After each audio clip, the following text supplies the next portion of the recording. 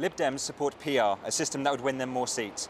Meanwhile, David Cameron has previously proposed redrawing constituency boundaries and reducing the number of MPs, which would both make it easier to achieve a Conservative majority. Do parties really care about representation, or are they just interested in political survival?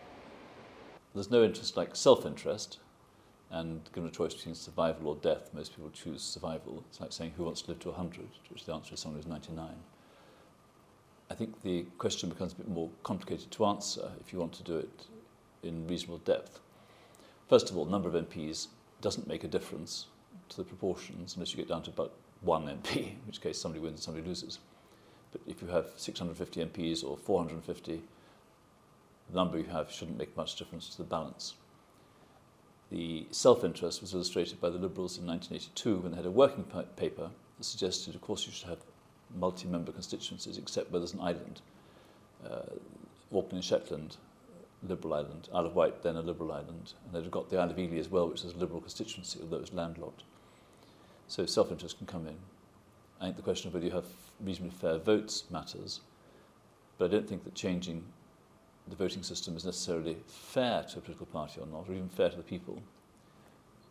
If anyone wants to check that, look at the proportional system they had in Germany in 1932, when Mr. Hitler got a relatively small share of the vote, was made Chancellor, and then was the poodle that went and bit the big dogs who thought they could control him.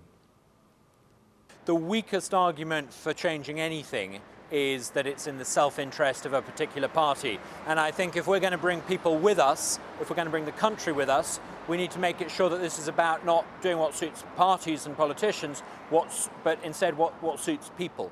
The reality is that I think we need change so that we have choice and competition, not because that's going to help the Conservatives, but because it's going to make sure we get better, smaller government.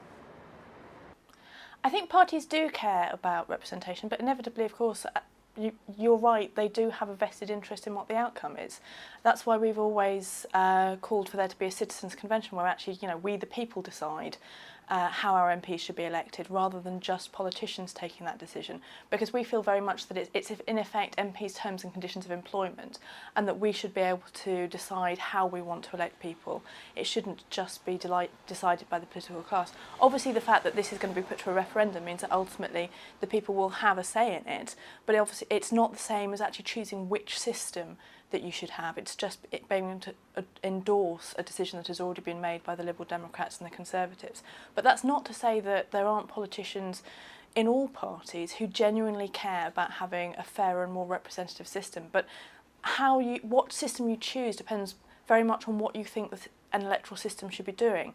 So it's perfectly possible for somebody of a Conservative persuasion to come at representation issues and to see that actually the issue is constituency size rather than the actual electoral system itself. Obviously, I would disagree with them, but it depends very much on what outcome you're trying to achieve. And I think it's very easy to get caught up in discussions about what constituency size should be or what the electoral system should be, without actually first saying, what is it we want to do? Are we trying to make sure that everybody's vote counts?